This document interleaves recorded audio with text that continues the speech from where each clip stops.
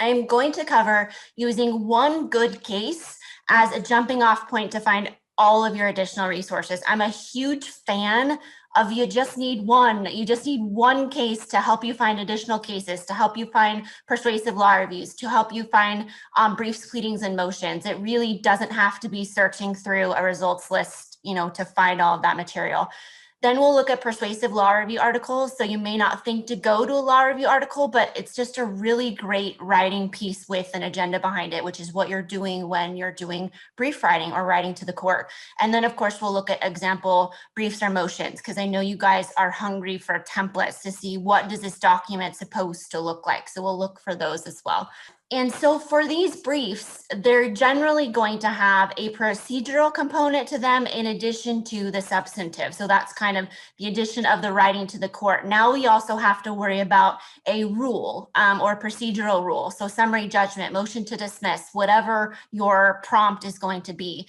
And so generally when you have a procedural component and a substantive component, you have to first figure out that procedural rule before you can even go in to start researching in the substantive stuff to figure out what you need to prove, because that procedural rule is going to tell you what you need to prove. And so in this case, if we're working with a summary judgment or a motion to dismiss, we'd want to pull up that rule. We'd want to review the rule and see what it says. And so in order to pull up those rules on Lexis, say it was a summary judgment motion, or summary judgment in the state of Washington. What's the rule, the court rule on that? You can just start typing in Washington court rules or whatever state you're in, followed by court rules. They'll show up in the dropdown. You can select them, local, state, and federal court rules. We would go in there. We'd search for the summary judgment rule. Same thing if you were pulling up the federal rules of civil procedure. You guys may already have a pocket one of these from your Civ Pro class, but you just federal rules of civil procedure, start typing it in. And then you would find those under the USCS or the United States Code Service. You'd pull up the rule again, review the rule. But this can all still be super confusing. When you guys are reading the black letter rules, it doesn't provide a lot of guidance along with that. So one of my favorite tools on Lexis when you're tasked with doing something is practical guidance over here on the left. It's right underneath the little legal research pod. If we go into practical guidance, it's just that, it's practical guidance. So that real life advice, like walking down the hall to a supervising attorney and saying, I have to draft a summary judgment motion and I have no idea what I'm doing, but without, the fear of admitting that you don't know what you're doing. You can just go in and do a little bit of the research, get that practical advice, and then go back to your task at hand. So the reason why I'm pointing this out today is because within practical guidance, you could break it down by any of the different practice areas that you might be practicing in, but one of the pods that we have available is the civil litigation pod. And it's honestly some of the best content on the platform, because for all of you that want to go into litigating or your Rule 9 or any of that stuff, this will walk you through the litigation process from start to finish. So you've got pre-litigation, general litigation, initial pleadings and documents. These are going to be your complaints, your answers, but then you also have down here towards the bottom, motions. So yeah, motions are a part of litigation. And so you can go into motions and you find it's broken out by motion practice fundamentals. So this is like what you need to keep in mind when you're filing any type of motion. You also have discovery motions, or you have dispositive motions. So these are asking the judge to dispose of one or more of the claims in the case. And these dispositive motions are usually what you guys are going to be writing about in your LRW classes. So let's just go in here and get some more practical advice on writing a dispositive motion. When we go in here, then they're going to be divided in alphabetical order, so you can just kind of peruse them. You can also narrow down over on the left by jurisdiction. So if our case in our class was in Washington, or this summer we go into a Washington firm, we can narrow down by Washington. Or if we have a federal problem, which is generally more common, I think, in this LRW2, you could go into the federal dispositive motions practical guidance. So again, it's like sitting down and talking to someone and saying, I have to do this motion in federal court and I don't know what I'm doing. And then you can just browse through them. So we've got default judgments, dismissal, judgment on the pleadings. We'll get into dismissal for a lack of jurisdiction. And then lo and behold, once we get to S in the alphabet, we have summary judgment. So we have summary judgment fundamentals, summary judgment making the motion, and you could just go down each one of these and they kind of all link together. So if you just picked any one, you would eventually get to the others. But I'll just open this one up to show you real quick. what it's going to show you is it's just going to walk you through summary judgment, making the motion in federal court from start to finish. And why might this also be helpful in class? Because it's going to lay out any of the relevant rules. It's going to put that into boilerplate, easy to understand language for you. So what do you need to survive on a summary judgment motion or prevail? It's going to lead you to any of the key cases. It's also going to lead you here. I said it, all that stuff kind of links together. Other maybe practice notes that you'd want to take a peek at. And then this federal component also has some videos. So this gentleman is actually really entertaining. He is a practicing attorney in California, and he also is a civil procedure professor. And so he will do quick little videos teaching you more about this topic. And so this is really a great resource, I think, for better understanding the procedural component. So what do you need to prove? Now, once we've spent some time looking in here, I'm going to go back to the Lexis platform, and we're going to look at some of the research components. So just remember, practical guidance is real life advice. So walking down the hall, asking someone, how do I do this thing? How do I draft this motion? Then you have a better understanding of that. Then you're ready to go back into the research part of it and look at the cases, look at the law review articles, look at the sample briefs. So a lot of the time when you guys are in your class, your professors will be very kind to you, and they will highlight, or they'll make it very obvious what the key cases in your issue are, or it will be easy to find. You guys find them right away, you bring them to class, you talk about them. Everybody knows what the key cases are. But then we have to find more than that, right? We have to use that one case to jump off and find more. So let's just say that we have a case here. Let's do 582 F second 898. What I'm looking at today does not matter. Just focus, please, on the process that I'm using. So I'm going to pull up this case. It's US v. Beecham. Couple of things I want to show you first, slowing down a little bit. I want to make sure you guys know you have the ability to print for free to the Lexis printers on campus. This got a little bit of a short shrift in the fall semester because wasn't quite sure about the COVID protocols, but you guys can hit print at the top of any of these pages on anything on Lexis. Scroll down to the LexisNexis printer, and you guys have 2 printers available on campus. There's one in the first floor. So that's if you go in the library, take a right at the circ desk, there's a little copy room right to the right. The Lexis printer is going to say LexisNexis on it. There's also one at the top of the stairs, again, in the library. Go left into that little copy room in there, and there's a little printer that says, again, LexisNexis on it. You guys can print from Lexis to those Lexis printers for free. It doesn't come out of your school's quota. You could do it from anywhere as well. So you could be at home, print to school, you could be in class, print to there, in your study room, in the library, print a whole bunch of stuff, and then go pick it up. If you guys have any problems with those printers running out of paper or ink or anything, just reach out to me and I'll ask my student representatives to replenish that. But I wanted to make sure you knew that because I knew that got a short shrift in the fall semester. Another thing I wanted to make sure you noticed, because it's a little bit small, right underneath any citation for any of these cases is going to be the ability to copy this citation. If you click on copy citation, it's going to say, okay, what style format do you want to copy this citation in? You're going to select from the dropdown. Standard is going to closely comply with Blue Book format. So you go ahead and you say, I want to copy this citation in Blue Book format. You hit apply.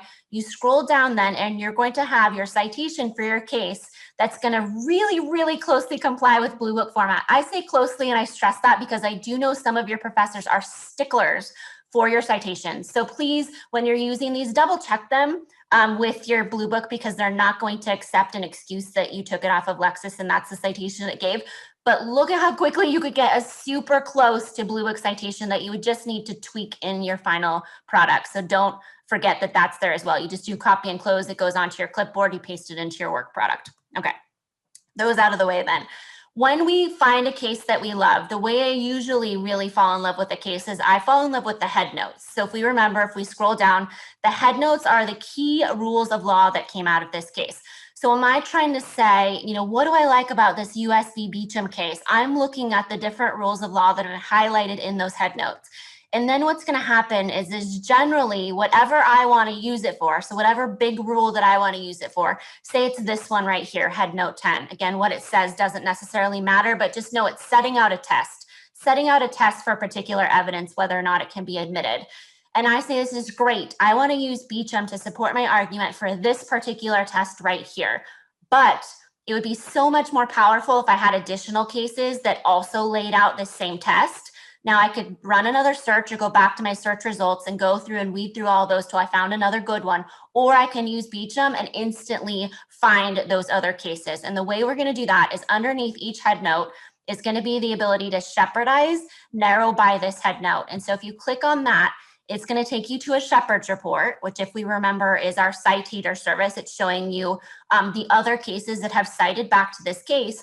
But when we do Shepherdize narrow by this head note, if you can see over on the left, I'll make it a little bigger, it's narrowed by the rule of law in head note 10. So they're not just citing Beecham, they're citing Beecham for the particular rule of law that was shown in that head note 10. You could then narrow down further by your jurisdiction. If you guys have a jurisdiction, I would encourage you to do that. Sometimes I know you guys are in a fictitious one or something like that. You could also search within these results to find, cases that mention a certain thing. You could also focus in on specific analysis. So if you wanted to find cases that followed Beecham for this particular rule of law in head note 10, or if you wanted to, again, think strategically, maybe you want to look at cases that have cautioned Beecham for this rule of law in head note 10, if you're trying to determine a counter argument for that rule of law, depending on what side you're on, or if you want to be prepared for what the opponent could bring to you. So just remember, think of these things strategically. Which side am I on? Would it be helpful to find things that followed that, or would it be helpful to find things that criticized that? So that's utilizing Shepherdize narrow by this head note to quickly find other cases that tie to your case for a specific rule of law. Now let's go back to our case. So I'm just going to click at the name at the top. It's going to take me back to the case because now I want to transition into finding some persuasive law review articles. Now, I mentioned that you might not think that a law review could be helpful, but in my opinion, it's a brief that's written to like anybody that wants to read it, right? They have an agenda behind them. They write about their opinion the way they think it should be. And then it's a scholarly piece. So they're going to cite to all of those different authorities within that as well. So you've got a wealth of information in front of you if you can find a law review article that talks about your argument. And so in order to find law reviews that cited back to this Beecham case, what I can do is over on the right under about this document, I might have to make my screen a little bit smaller again.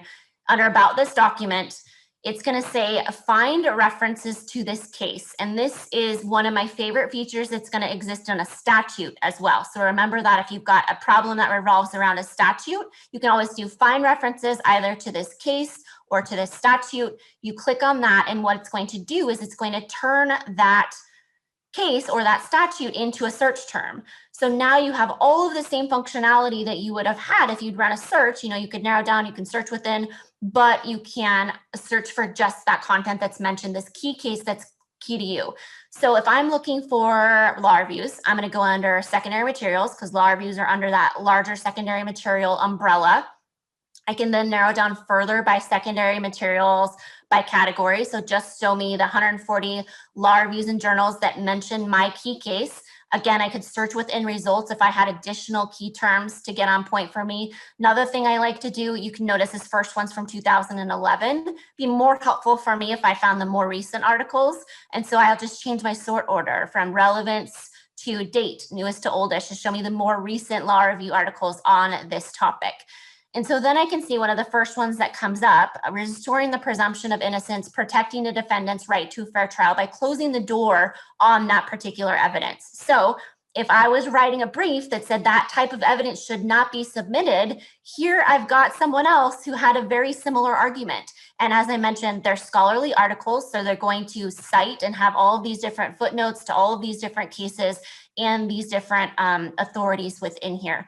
On the flip side, then, again, we're thinking strategically. Even if this was the opposite of my argument, I now have the counter argument. So I could go in, I could maybe start attacking some of the authority that they cite to, find, Shepherdize their cases, focus on the negative. Again, it's a game, right? You're playing on the positives and the negatives depending on which side you're on. But law reviews and journals can be really fantastic resources to give you a jump start on those arguments and then additionally on that research.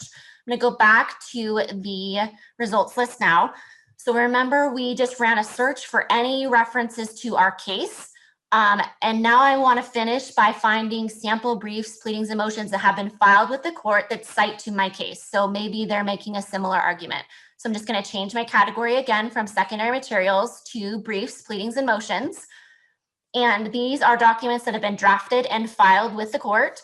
I could narrow down by additional jurisdiction, which I would want to do, again, if I had one, to make sure I was reviewing briefs that were not only current to my local court rules, but also were citing to authority that's binding in my jurisdiction. I could also search within results again for key terms. I could narrow down by category to just find briefs or just find motions.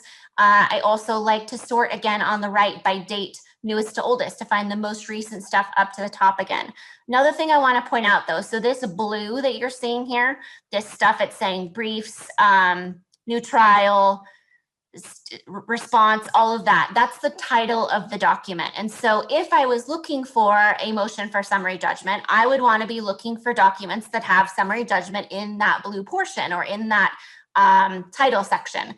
Now, in this case, it's a criminal example, so we're not going to find summary judgment, but say I'm looking for briefs for motions to preclude the evidence based on this thing. So preclude is a word that I would want to see in the title of the document. I can go under search within results over here, and I can tell Lexis just search that one title segment for the term that I'm looking for. And so in order to do that, to limit it to search just within that segment, you're just going to type the word title out. You're going to start a parenthesis, and then I'm going to put whatever word I want to find in the title in that box. So if it was summary judgment, if it was dismiss, if it was limine, any of those different motions or briefs that I might want to pull up, put that in there. I find less is more, especially in a title, because the titles of these documents can be all over the place. But then sure enough, I pull up a motion to preclude the evidence, and we know it's citing to our case, so it's probably going to be on point for us. I pull that up, and I've got the text of this motion that an attorney has drafted. It's been filed with the court. I can review the law. I can quickly link out to its authority that it cites to, but it's not great for seeing what section do they highlight and which section do they underline and where do they tab and what is this supposed to look like? And so in order to see that, over on the right, again, under about this document, we're kind of sensing a trend here, right? Look under about this document, you're going to see original source image. So if you click on that, it's going to download the PDF. So it's going to download a document that you're going to open up. This is the document that Lexis received from the court. So this is the actual document that's been drafted by the attorney. So you can see the caption, you can see how they bold, how they underline, where they center, where they tab. It's just a really great way to review the formatting of the document, especially when it's something that you guys have never seen before. You don't know what it's supposed to look like. So don't forget, use one case, use all of those different linking tools to find additional cases, but do it strategically, thinking, do I want one that follows this? Do I want one that criticizes this case? Then use that one case to review your law reviews and law reviews and journals for persuasive writing pieces. And then finally, you guys have access to thousands, tens of thousands of briefs, pleadings, and motions that have been filed with the court already, making similar arguments. And so they can be a really great jumping off point as well, or at the least, they're really great for looking at the formatting of these different documents. So thank you for your time tonight. If you guys have any questions, I will stick around, like I said. Otherwise, I will follow up with your points. And thank you so much for your time. Have a great night.